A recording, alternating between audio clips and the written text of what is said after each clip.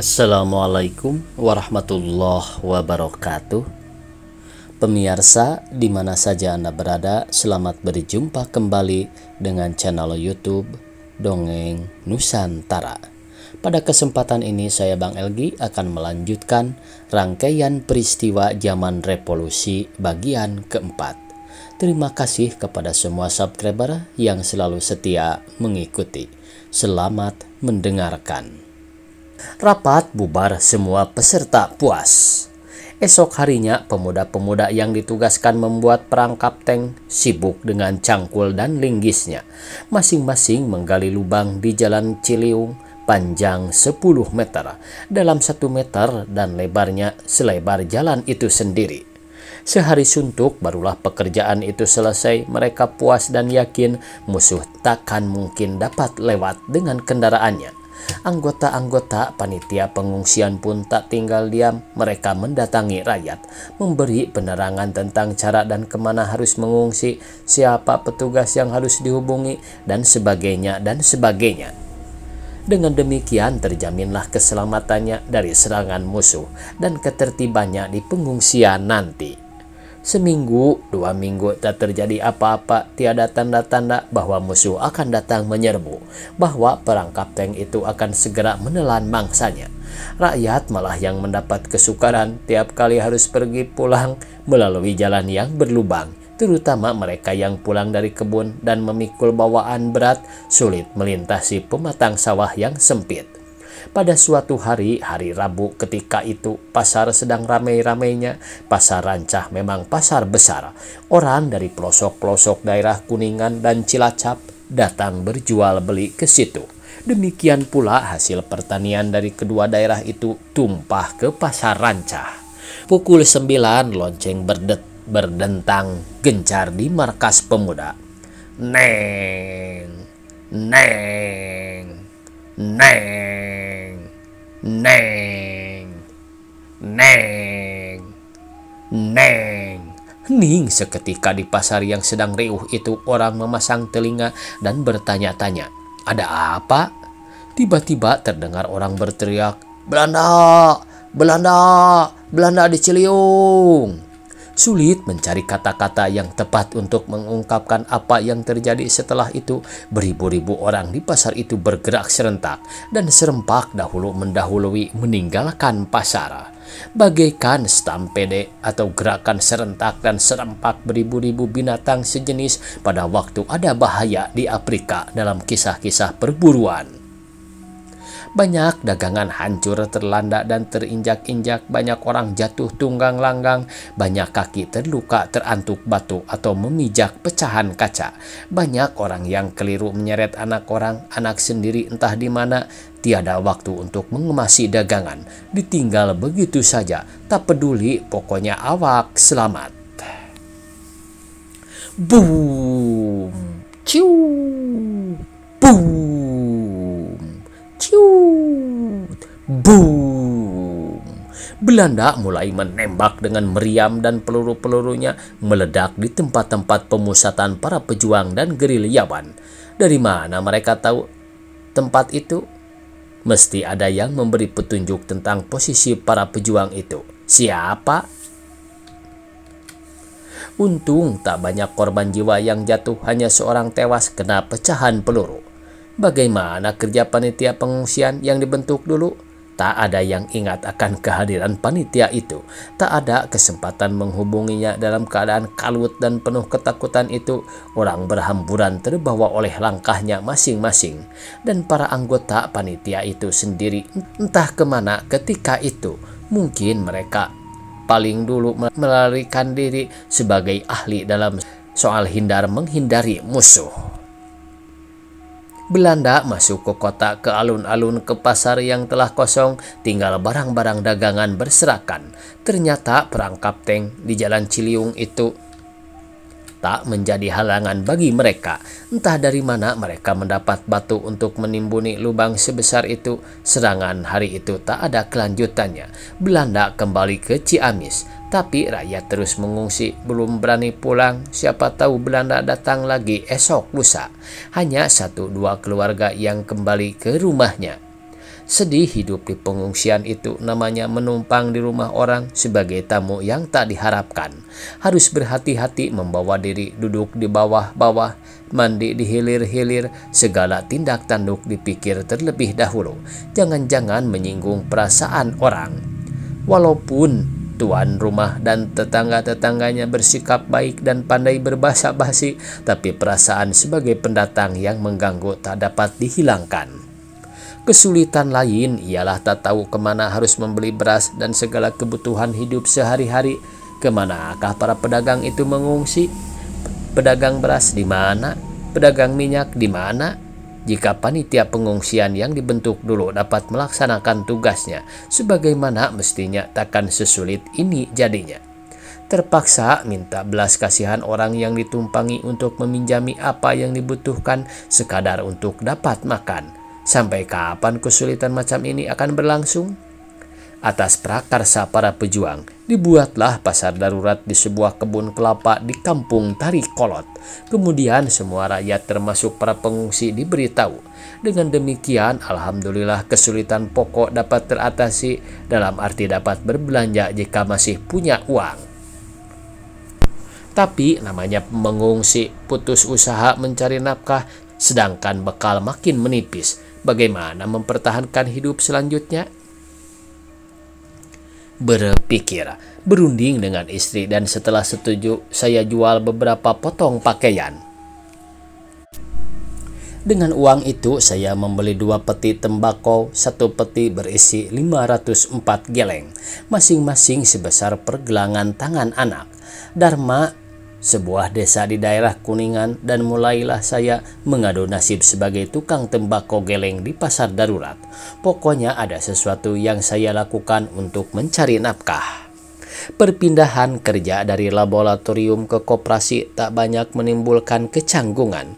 Walaupun garapannya sangat berlainan, namanya sama-sama kerja kantor. Tapi untuk nongkrong di pasar sebagai tukang tembakau geleng, saya harus benar-benar menyesuaikan diri. Canggung sekali rasanya tak mungkin saya larut sebagai betul-betul pedagang tembakau geleng seperti si Sukahri, tetangga jongkos saya di pasar. Bagiku, pekerjaan itu hanyalah sekadar asal ada pekerjaan sambil menunggu perkembangan selanjutnya. Suatu hari menjelang senja, kami duduk-duduk di muka rumah. Tampak 2 orang pemuda memanggul senapan, mengiringkan seorang wanita yang menggendong anak kecil. Kurus, kumal, dengan rambut kusut tak terpelihara, sangat lesu tampaknya. Langsung mereka mendapatkan kami. Siapa wanita itu? Dari mana? Dari mana? Pikir kami. Teteh, teriak wanita itu dan langsung jatuh pingsan. Anaknya masih dalam gendongan menangis meronta-ronta. Ternyata ia adik ipar saya. Sangat berubah ia sehingga kami tak langsung dapat mengenalnya. Mengapa ia ada di daerah ini? Sepeninggal kami dulu, ia di Cimahi. Di zaman Jepang, suaminya masuk peta dan sebelum hijrah ke Yogyakarta, pernah datang menengok kami. Tiba-tiba sekarang istrinya yang datang sendirian. Dari mana ia tahu kami mengungsi ke sini? Istriku merangkulnya sambil menangisinya. Kami menemukannya sedang duduk di pinggir jalan di Ciburuy, kata salah seorang pemuda pejuang. Walaupun pakaiannya kumal, kami yakin ia bukan orang kampung. Ketika ia menanyakan jalan ke Ranca, kami mencurigainya sebagai mata-mata musuh. Karena kami tahu Belanda sedang berusaha masuk ke kota Ranca. Ketika dipancing oleh komandan, ternyata ia pandai berbahasa Belanda. Langsung kami menahannya karena selalu menyebut-nyebut nama bapak. Komandan menyuruh kami mengantarnya ke sini untuk membuktikan apakah benar ia keluarga bapak. Benar, kataku. Adik iparku, suaminya seorang perwira, hijrah ke Yogyakarta. Kami pun tak tahu mengapa ia ada di daerah sini. Biarkan dulu sampai ia segar kembali, percayakan padaku. Baik, kata kedua pemuda itu, kemudian pergi. Baru esok harinya Titi, adik iparku itu, dapat bercerita menuturkan pengalamannya. Ketika suaminya hijrah, ia beserta keluarga-keluarga tentara yang lain ditampung di Cihaur, dititipkan pada keluarga-keluarga pejuang.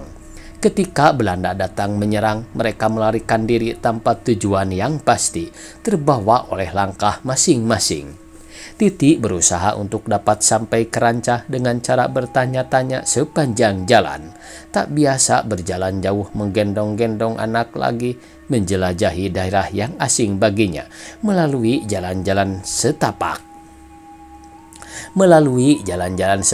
Untuk menghindari jalan besar yang sering dilalui patroli Belanda. Alangkah sengsaranya makan mengharapkan belas kasihan orang, tidur kadang-kadang di bawah semak-semak berselimbut embun. Berminggu-minggu ia demikian sampai akhirnya ditahan di markas para pejuang. Ngeri mendengar kisah penderitaannya itu. Rupanya pertemuan dengan kakaknya merupakan kejutan yang hebat bagi jiwanya. Dalam keadaan putus asa yang amat sangat, itulah sebabnya ia langsung pingsan. Sejak itu ia tinggal bersama kami, tapi dari hari ke hari keadaannya makin mengkhawatirkan. Ia melamun terus dengan pandangan yang kosong. Kadang-kadang ia menangis seperti anak kecil dan meratap bagaikan orang kesurupan. Jangan, aku tak mau, takut. Begitulah kata-katanya yang sering terdengar oleh kami. Akhirnya kami yakin bahwa jiwanya terganggu akibat penderitaan lahir batin yang amat sangat selama terlunta-lunta dalam perjalanan yang penuh kesengsaraan dan ketakutan itu. Tak acuh akan anak, tak acuh akan dirinya sendiri, beban yang sangat berat bagi kami. Apa yang harus kami lakukan untuk menolongnya? Mesti dibawa ke dokter jiwa. Tapi di mana ada dokter di pengungsiannya? Akhirnya teman-teman sekampungku telah kembali semua dari pengungsiannya. Belanda tak datang-datang juga. Bukan mengharapkan kedatangannya, tapi buat apa mengungsi jika musuh tak ada? Kehidupan sehari-hari kembali seperti biasa, kecuali pasar masih tetap di pasar darurat. Namanya saja darurat. Ramainya tak kalah oleh pasar kota. Dari kesibukan orang berjual beli, tak sedikit pun tersirat kekhawatiran dan ketakutan. Tak sedikit pun tanpa bayangan perang. Daruratnya itulah yang mengingatkan kita pada ancaman musuh setiap saat. Suatu hari sedang ramai-ramainya di pasar, tiba-tiba terdengar bunyi tong-tong di pos penjagaan. Tong tong tong tong tong tong tong tong tong tong tong tong tong tong tong tong tong tong. Tong tong tong tong tong tong tong tong tong tong tong tong tong. Tanda bahaya, tanda musuh datang. Kembali stampede itu berulang, seluruh isi pasar bergerak serempak dan serentak. Saya serahkan dagangan kepada pembantu. Bereskan dan cepat pulang. Ibu dan anak-anak bawa ke pengungsian kita. Aku menyusul. Kemudian bergegas pergi. Pos penjagaan telah kosong, entah telah lari kemana para pemuda penjaganya, padahal tugas mereka itu membantu menyelamatkan rakyat. Nyatanya mereka mendahului rakyat melarikan diri. Dari sana saya menuju ke Joglo, tempat bertemu para pejuang di saat-saat yang sangat darurat. Telah ada 4-5 orang di sana. Ada apa? Musuh datang? Tanyaku. Mereka mengamuk dengan tank, dengan truk. Aku tak mendengar deru mobil tadi. Berjalan kaki. Berapa banyak? Yang tampak hanya seorang. Seorang? Hanya seorang? Kataku. Ya, tampak, kataku. Yang tak tampak entah berapa ratus atau berapa ribu. Sahut pemuda itu dengan nada jengkel. Tersinggung ia rupanya melihat kata cemoohku. Berseragam macan loreng, kata temannya membantu. Di mana tampaknya? Di depan polisi. Dan polisi-polisinya kemana? Entahlah, sahutnya tak acuh. Beberapa saat menunggu tiada tembakan-tembakan meriam seperti pertama kali Belanda datang. Tiada deru tank atau mobil panser. Suasana hening mencekam. Terdengar bunyi langkah orang di luar. Kemudian pintu terbuka dan seseorang masuk. Si Omo sial, gerutunya. Mengapa? Berseragam macam loreng. Itulah pangkal keributan tadi. Disangka Belanda ia. Masya Allah, kurang ajar. Seragam loreng dari mana, Entah, ia baru datang dari Langbong. Mungkin rampasan, entahlah. Beribu-ribu orang terlanjur berhamburan dari pasar rumah-rumah karena ulah si Omo konyol itu. Kami jengkel saling menatap, tapi akhirnya tak kuat menahan geli dan pecahlah gelak tawa kami. Peristiwa kekeliruan itu tersebar dari mulut ke mulut dan keesokan harinya orang kembali ke rumahnya masing-masing. Sebulan kemudian barulah Belanda benar-benar datang dengan polisi nikahnya sekali. Mereka datang dengan diam-diam, tanpa letusan senjata, tanpa kekerasan, dan rakyat pun pergi mengungsi secara diam-diam. Tiada yang berlari-lari, yang menjingjing, yang memikul, berjalan seperti biasa.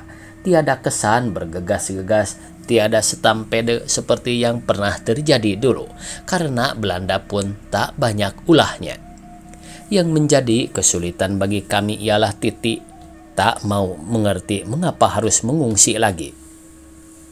Belanda datang, kita harus menyingkir, kata istriku menerangkan. Datang, si Jante datang, suruh dia kemari. Jante, kita kawin, kembali istriku menangisinya. Seminggu di pengungsian datang perintah Belanda melalui kepala desa agar rakyat pulang ke rumahnya masing-masing. Yang tak kembali dalam waktu seminggu rumahnya akan dibakar dan kegiatan jual beli harus kembali ke pasar asal.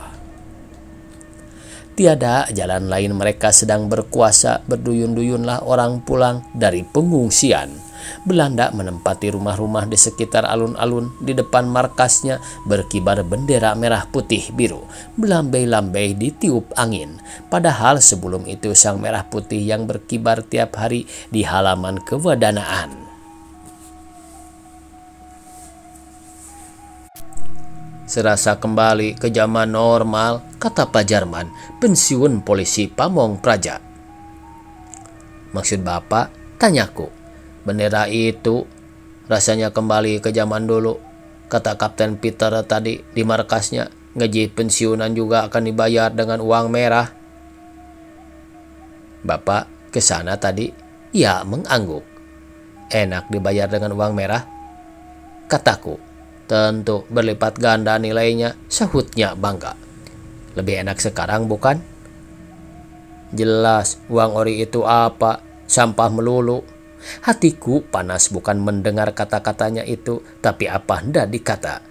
Ia dilindungi oleh penguasa yang bersenjata, tampaknya ia yakin benar bahwa penjajahan Belanda akan kembali untuk seterusnya. Menyampahkan ori berarti menyampahkan RI, tapi ia tak ragu sedikit pun. Pemain watak pertama di atas panggung sandiwara yang disutradarai oleh Nika. Si Darsih, bekas gundik Jepang, kembali berperan sebagai primadona. Tiap malam dipanggil ke markas dan berpoya-poyalah ia di sana.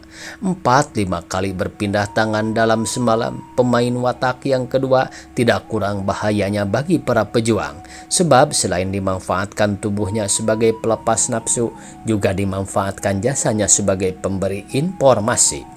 Suatu hari saya sedang menunggui dagangan di pasar. Banyak serdadu Belanda lalu lalang di jalan.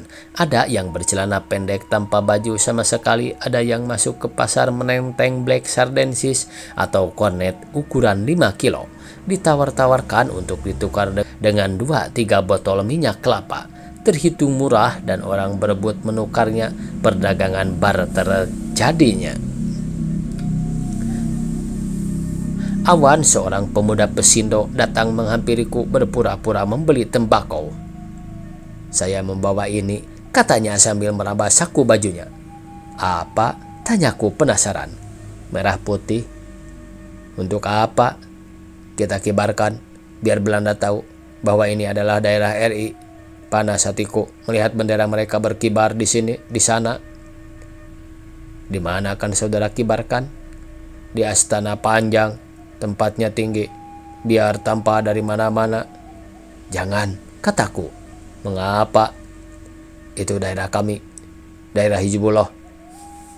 Belanda akan mengamuk kepada kami, akan membakar rumah-rumah kami. Belanda tak tahu mana Hizbullah, mana yang bukan Hizbullah. Mereka sudah tahu, antek-anteknya sudah aktif. Siapa mereka? Kata dia. Jadi sendiri. Saudara tahu, tanyanya penasaran.